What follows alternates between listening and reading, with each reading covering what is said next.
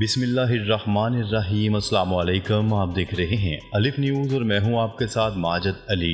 شامل کرتے ہیں پاکستان اور دنیا بھر سے ون لائن ہیڈ لائنز۔ اسرائیل نے جنگی خوف کے پیش نظر ایئر فورس کے حکام کے بیرون ملک چلے جانے پر پابندی عائد کر دی۔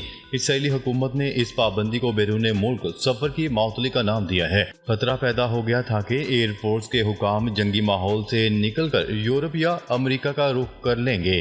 پیر کے روز اس پابندی کا باقاعدہ اعلان فوج کے ترجمان کی طرف سے کیا گیا۔ واضح رہے کہ اسرائیل کی غزہ میں 11ویں ماہ میں داخل ہو چکی جنگ میں سب سے زیادہ اسرائیلی فضائیہ نے کردار ادا کیا ہے، لیکن اتنی طویل جنگ کی وجہ سے ایئر فورس کے حکام اور عملے میں اکتاہٹ اور تھکاوٹ کی شکایات کا خدشہ ہے۔ اسرائیل جس نے ایران، لبنان اور شام و یمن ہر جگہ حملے کر کے اپنے ہاں جنگ کو عملاً دعوت دے رکھی ہے، اسے اب کہیں سے بھی جوابی حملے کا دھڑکا لگا ہوا ہے۔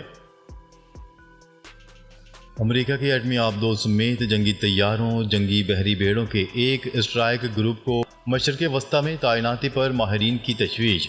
پینٹاگون کی جانب سے آبدوز کی تعیناتی کا عوامی طور پر اعلان کرنا غیر معمولی ہے۔ امریکی جنگی اسٹرائک گروپ کی تعیناتی سے خطے میں صورتحال مزید بگڑنے کا خدشہ ہے۔ برطانوی جریدے گارجین کی رپورٹ۔ امریکہ نے اسرائیل پر ایرانی حملے کے خدشے کے پیش نظر ایٹمی آبدوز سمیت جنگی طیاروں اور بحریہ کے جنگی جہازوں کے ایک اسٹرائک گروپ کو مشرق وسطیٰ میں طیاروں کی تعیناتی تیز کرنے کا حکم دیا ہے۔ برطانوی جریدے گارجین کے مطابق امریکی وزیر دفاع لائیڈ آسٹن نے اپنے اسرائیلی ہم منصب سے بات کرنے کے بعد ابراہم لنکن اسٹرائک گروپ کو خطے میں اپنی تعیناتی کو تیز کرنے کا حکم دیا ہے، اور اسی کے ساتھ انہوں نے گائیڈڈ میزائل آبدوز کی تعیناتی کا بھی اعلان کیا۔ مغرب کا دوہرا معیار اسرائیل کی ظالمانہ کارروائیوں کو بڑھا رہا ہے۔ Masoud Pezeshkian. ایرانی صدر مسعود پزشکیان کا کہنا ہے کہ مغرب کا دوہرا معیار اسرائیل کی ظالمانہ کارروائیوں کو بڑھا رہا ہے۔ غیر ملکی میڈیا کی رپورٹ کے مطابق ایرانی صدر مسعود پزشکیان نے یورپی کونسل کے صدر چارلس مائیکل سے ٹیلی فون پر گفتگو کی۔ ایرانی صدر مسعود پزشکیان کا کہنا تھا کہ امریکہ اور مغربی ممالک کے دوہرے معیار سے اسرائیل کا حوصلہ بڑھ رہا ہے۔ مسعود پزشکیان نے یورپی کونسل کے صدر سے کہا کہ غزہ اور پورے خطے میں صہیونی حکومت کی دہشت گردی اور گھناؤنے جرائم میں اضافہ ہو رہا ہے۔ صدر مسعود پزشکیان کا مزید کہنا تھا کہ اسرائیلی کارروائیوں سے علاقائی اور عالمی امن و سلامتی کے لیے خطرہ بڑھ رہا ہے۔ حزب اللہ کا اسرائیل پر بڑا حملہ۔ حزب اللہ نے شمالی اسرائیل پر بڑا حملہ کر دیا، جس کے دوران درجنوں راکٹ فائر کیے گئے۔ لبنانی میڈیا کی رپورٹ کے مطابق حزب اللہ کے راکٹوں کو روکنے کے لیے اسرائیلی دفاعی نظام نے کوئی میزائل فائر نہیں کیا۔ عرب میڈیا کی رپورٹ کے مطابق حزب اللہ کے شمالی اسرائیل پر راکٹ حملے کی تصدیق کی گئی ہے۔ دوسری جانب اس حوالے سے اسرائیلی فوج کا کہنا ہے کہ لبنان سے 30 راکٹ اسرائیل کی جانب فائر کیے گئے، جن سے کوئی جانی نقصان نہیں ہوا۔ واضح رہے کہ فلسطینی مزاحمتی تنظیم حماس کے 62 سالہ سربراہ اسماعیل ہانیہ کو 31 جولائی کو ایرانی دارالحکومت تہران میں اسرائیل کی جانب سے حملہ کر کے شہید کر دیا گیا تھا۔ غزہ میں حماس کے ساتھ جھڑپ میں اسرائیلی فوجی ہلاک۔ خان یونس میں ملٹری آپریشن کے لیے جانے والی اسرائیلی فوج کے پیراشوٹ بریگیڈ کو حماس کی جانب سے شدید اور غیر متوقع مزاحمت کا سامنا کرنا پڑا۔ عالمی خبرساں ادارے کی رپورٹ کے مطابق خان یونس کے علاقے میں جھڑپ کے دوران حماس کے مشاق اسنائپر کی فائرنگ میں اسرائیلی فوج کا ایک اہلکار مارا گیا۔ دوسری جانب اسرائیلی فوجیوں کی فائرنگ سے امدادی تنظیم کے 3 پیرامیڈیکل اسٹاف شہید ہو گئے۔ تینوں طبی کارکنان فلسطینی شہری تھے اور زخمیوں کے علاج میں مصروف تھے۔ اسرائیلی فوج نے تصدیق کی ہے کہ غزہ کے علاقے خان یونس میں حماس کے ساتھ ہونے والی جھڑپ میں مارے گئے سارجنٹ کی شناخت 19 سالہ عمر گنزبرگ کے نام سے ہوئی۔ حزب اللہ کی ڈرونز حملوں سے دی گئی دھمکی، جس کی اسرائیل کو توقع بھی نہ تھی۔ مئی کے وسط میں لبنانی حزب اللہ نے اسرائیل کے خلاف اپنے سب سے گہرے حملوں میں سے ایک کا آغاز کیا۔ حزب اللہ نے ایک دھماکہ خیز ڈرون کا استعمال کیا، جس نے اسرائیل کے سب سے اہم فضائی نگرانی کے نظام پر بمباری کی۔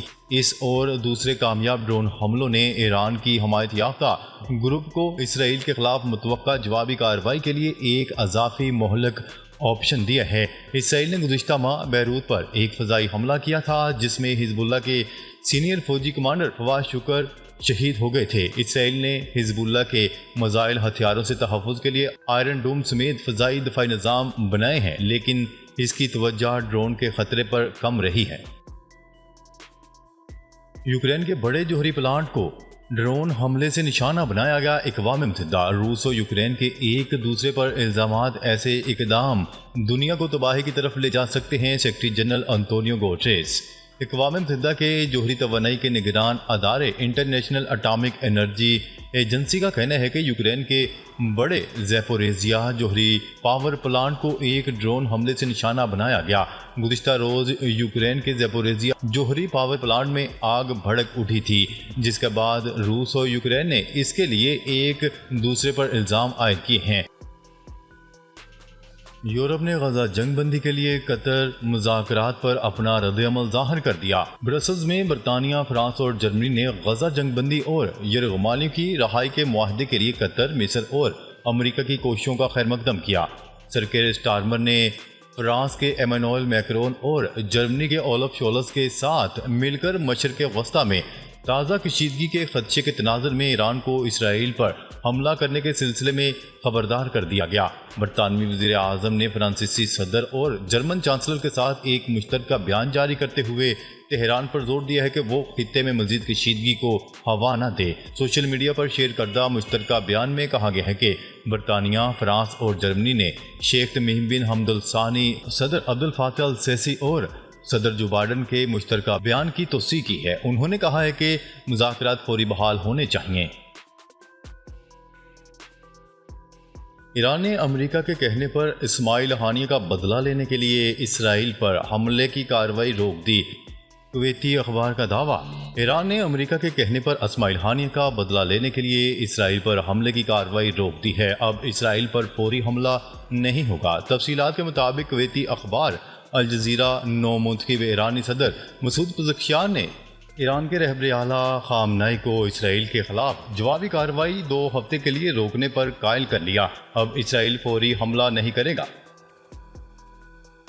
امریکی نائب صدر کیملا ہیرس نے غزہ میں جنگ بندی کا مطالبہ کر دیا۔ امریکی نائب صدر اور ڈیموکریٹک صدارتی امیدوار کیملا ہیرس نے غزہ میں جنگ بندی کا مطالبہ کر دیا۔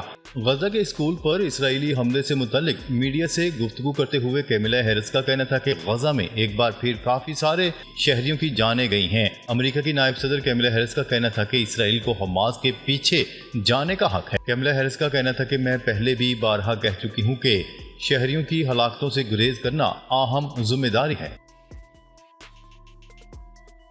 ترکیہ شنگھائی تعاون تنظیم سے تعلقات کو بہتر بنانا چاہتا ہے: ترک وزیر دفاع۔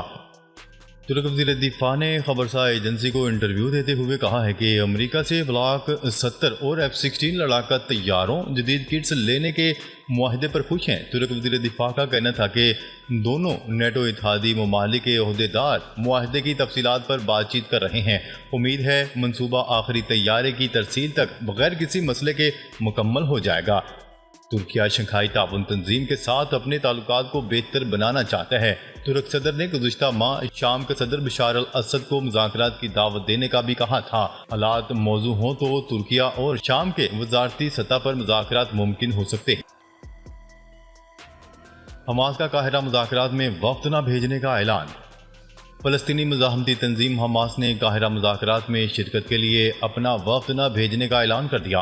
خبرساز ایجنسی کی رپورٹ کے مطابق حماس کا کہنا ہے کہ مساحلت کار ہمیں جو بائیڈن کے جنگ بندی ویژن اور اقوام متحدہ کی سلامتی کونسل کی قراردادوں کی روشنی میں 2 جولائی کو ہونے والے مذاکرات کے دوران طے پانے والے نکات پر عمل درآمد کے لیے منصوبہ پیش کریں۔ اسپیس ایکس کی بڑی کامیابی: اسپیس ایکس نے اس سال اپنا 52واں راکٹ لانچ کر دیا۔ اس سے 21 سیٹلائٹس منسلک تھی جو خلا میں بھیجی گئیں۔ 230 فٹ کا راکٹ فلوریڈا سے روانہ ہوا۔ 8 منٹ بعد راکٹ بحیرہ اوقیانوس میں ردی انسٹرکشن آف شور پر اترا۔ یہ 21ویں بار تھا جب راکٹ ڈرون شپ پر لینڈ کیا۔ لفٹنگ کے تقریباً 1 گھنٹے بعد سیٹلائٹ زمین کے نچلے مدار میں داخل ہوئیں۔ ایران کے نائب صدر جواد ظریف تقرری کے 10 دن بعد مستعفی۔ ایران کے صدر جواد ظریف نے اپنی تقرری کے محض 10 دن بعد ہی استعفیٰ دے دیا۔ عالمی خبرساز ادارے کی رپورٹ کے مطابق ایران کے سابق وزیر خارجہ اور موجودہ صدر محمد جواد ظریف نے ایکس پر اپنے مستعفی ہونے کا اعلان کر دیا۔ جواد ظریف نے مستعفی ہونے کی وجوہات بیان کرتے ہوئے کہا ہے کہ میں شرمندہ ہوں کہ کابینہ میں خواتین، نوجوانوں اور نسلی گروہوں کی نمائندگی کو یقینی بنانے کا اپنا وعدہ نہیں نبھا سکا۔ سابق D G I S I فیض حمید کو فوجی تحویل میں لے لیا گیا، کورٹ مارشل کا عمل شروع۔ آئی ایس پی آر کے مطابق لیفٹیننٹ جنرل ریٹائرڈ فیض حمید کو فوجی تحویل میں لے لیا گیا۔ سپریم کورٹ کے حکم کے مطابق ٹاپ سٹی کیس میں شکایات پر انکوائری کی گئی۔ انکوائری کے بعد آرمی ایکٹ کے تحت کارروائی شروع کر دی گئی۔ ریٹائرمنٹ کے بعد بھی آرمی ایکٹ کی خلاف ورزی کے متعدد واقعات سامنے آئے۔ سابق D G I S I کو فوجی تحویل میں لے کر کورٹ مارشل کا عمل شروع کر دیا گیا۔ آج سے ملک بھر میں طوفانی بارشوں کی وارننگ۔ اگلے 2 روز میں موسلادھار بارشوں اور سیلابی صورتحال کا الرٹ جاری کر دیا گیا۔ این ڈی اے ایم اے کے مطابق خیبر پختونخوا اور گلگت بلتستان میں سیلابی صورتحال پیدا ہو سکتی ہے۔ پاکستان برآمدات میں سری لنکا سمیت خطے کے کئی ممالک سے پیچھے رہ گیا۔ بھارت، فلپائن، مصر اور بنگلہ دیش کی برآمدات بھی پاکستان سے بہتر ہیں۔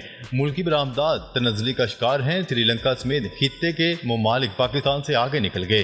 دیوالیہ ہونے کے باوجود سری لنکا مجموعی برآمدات بڑھانے میں کامیاب ہو گیا، جس کی برآمدات جی ڈی پی کا 30% ہو گئی ہیں، جبکہ پاکستان کی برآمدات جی ڈی پی کے 12% کے برابر ہیں۔ 14 اگست پر ملک بھر کے قیدیوں کی سزاؤں میں 3 ماہ کمی کا اعلان۔ وزارت داخلہ نے ملک بھر کے صوبائی سیکریٹریز داخلہ کو مراسلہ ارسال کر دیا، جس کے مطابق اس معافی کا اطلاق ملک بھر کی جیلوں میں موجود عمر قید کے قیدیوں پر بھی ہوگا۔ ناظرین، اب تک کے لیے اتنا ہی۔ مزید خبریں لے کر بہت جلد آپ کی خدمت میں حاضر ہوں گے۔ تب تک کے لیے اپنا خیال رکھیے گا۔ اللہ نگہبان۔